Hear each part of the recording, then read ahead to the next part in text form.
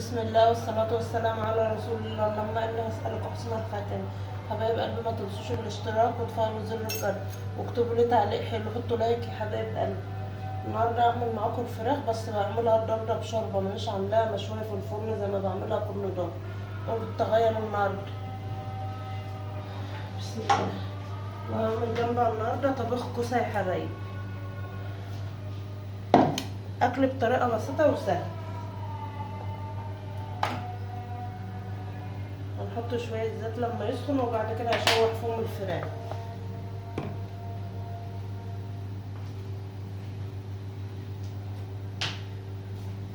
شاهدوا الفيديو للآخر يا حبايبي، ربنا يسعد قلوبكم يا رب. ودي رز زي ما انتوا عارفين يا حبايبي، بغسل وبحط الزيت عليه.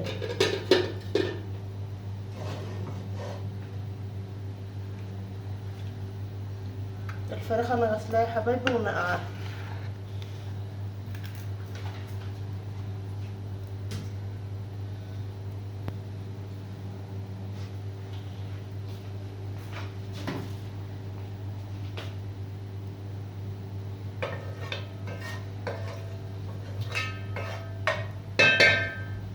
لما كنت اطبخ النهارده يا حبايبي، لان الميه قطع عندنا بقالها 4 ايام، وكنت بحول ميه من عند جارة النهارده لما هبط.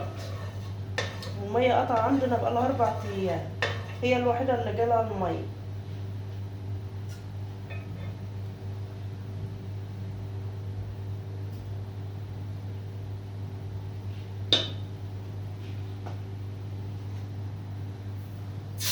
كده هنحط الفراخ يا حبايبي.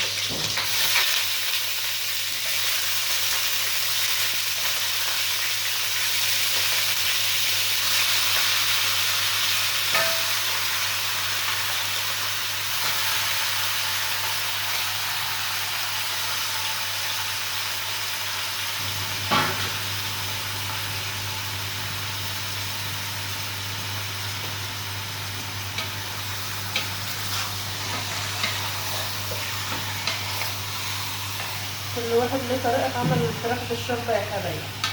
انا بشوحها اول لما لونها يغير، وبعد كده بضيف لها المية والبهارات والطماطم والحاجة بتاعتها. اعملها معاكم طريقة سهلة وبسيطة.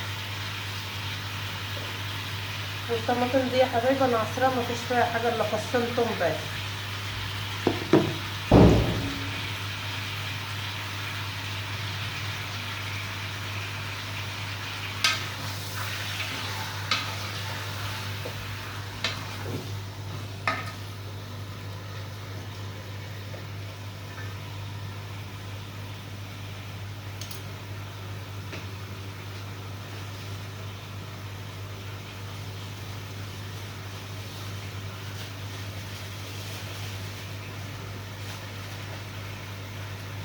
ونحط لها رشة فلفل يا حبايبي،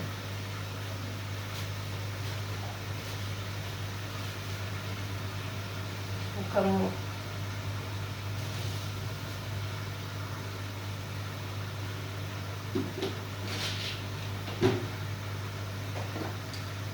والملح يا حبايبي، دي فراخ بلد بتستوى بسرعة، يعني ما تقوليش الملح للآخر.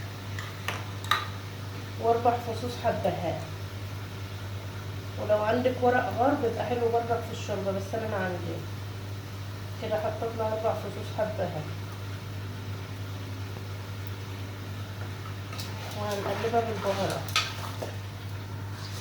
لما لونها يغير زي ما انتوا شايفينها كده يا حبايبي. واحط لها معلقتين طماطم،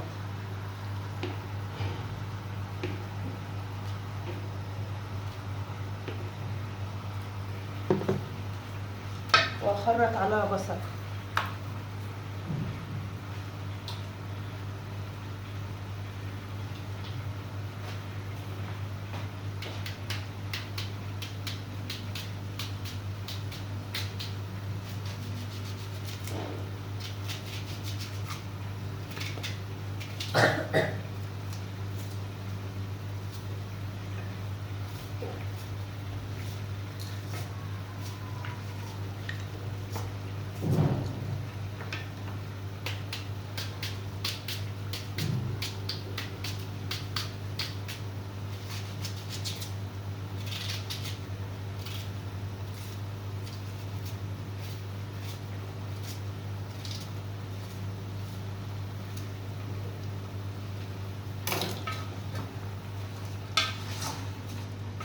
طريقة سهلة وبسيطة يا حبايبي، بس بتخلي الشوربة طعمها حلو. كده هجيب المية.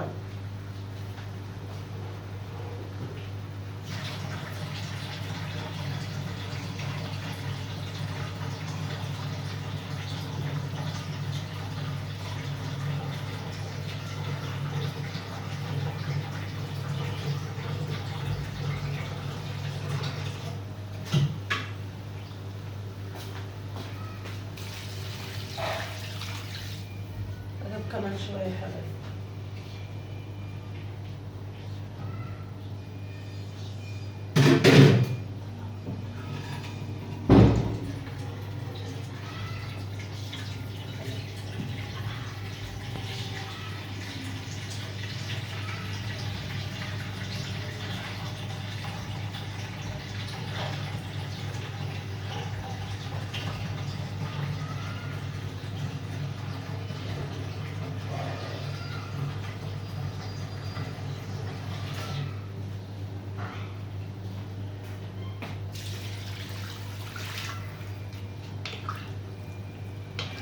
احلى شوربة هتشربوها يا حبايبي. ونغطي عليها بقى واسيبها تستوي بقى.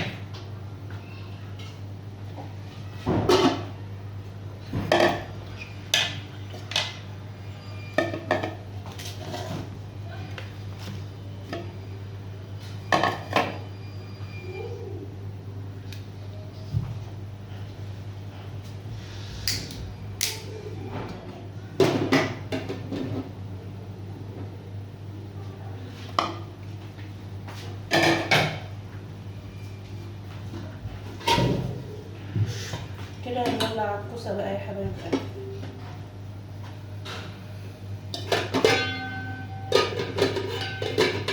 انا بحب اولع الاكل يا حبايبي كله مع بعض.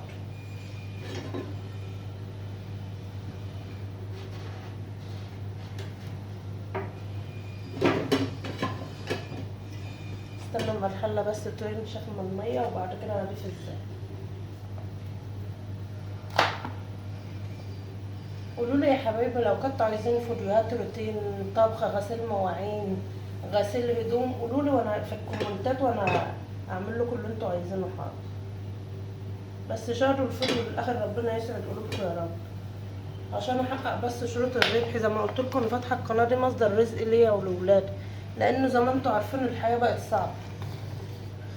ربنا يسعد قلوبكم يا رب، وكل سنه وانتم طيبين بحلول شهر رمضان.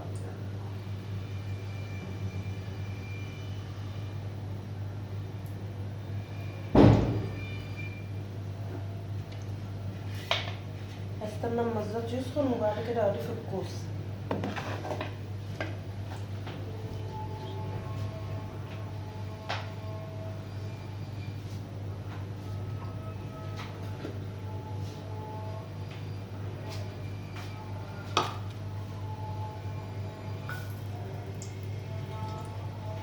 كده هنضيف الكوسه يا حبايبي.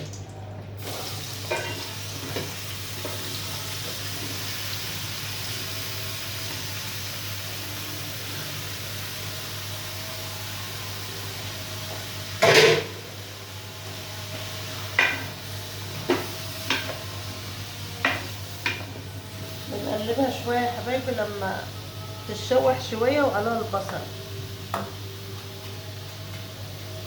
بحط لها البصله والبهارات واقلبها شويه، وما بتتشوح شويه يا حبايبي بعد كده بضيف لها الطماطم.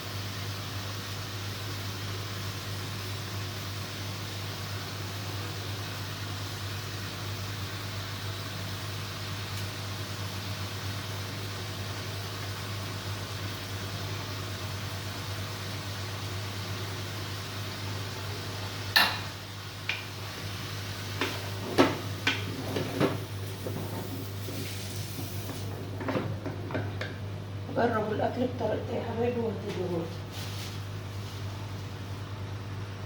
كده هضيف لها كمون وفلفل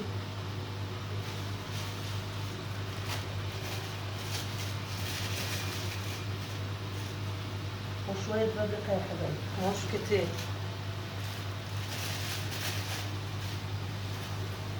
ودي مرقة دجاج سايبة يا حبايبي، بجيبها من عند العطار أو بتاع البهارات. دي مرقة دجاج بس بتبقى سايبة زي الكمون والفلفل. يبقى كده أنا حطيت بهارات فلفل كمون بابريكا ومرقة دجاج سايبة.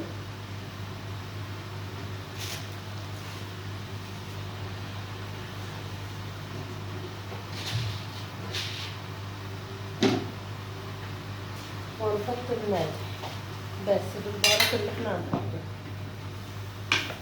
هغطي عليها بقى واسيبها شويه تتشوح في البهارات بتاعتها، واما اجي اضيف الطماطم هرجع معاكم تاني. رجعت معاكم يا حبايبي، كده هنضيف الطماطم على الكوس.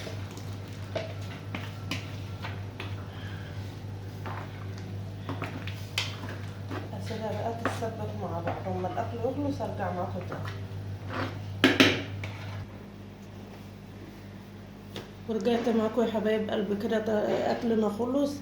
زي ما قلت لكم انا طبخه الفراخ مسلوقه في شوربه، وعامله طبيخ كوسه والرز، ودي الشوربه يا حبايب قلبي، ودي بطاطس لجوزي لانه ما بيحبش الكوس. ودي اكلنا النهارده فضل ونعمه من ربنا. ما تنسوش يا حبايب الاشتراك وفعلوا زر الجرس وحطوا لايك يا حبايب قلبي، وشاهدوا لي الفيديو للاخر. ربنا يسعد قلوبكم، والسلام عليكم ورحمه الله وبركاته.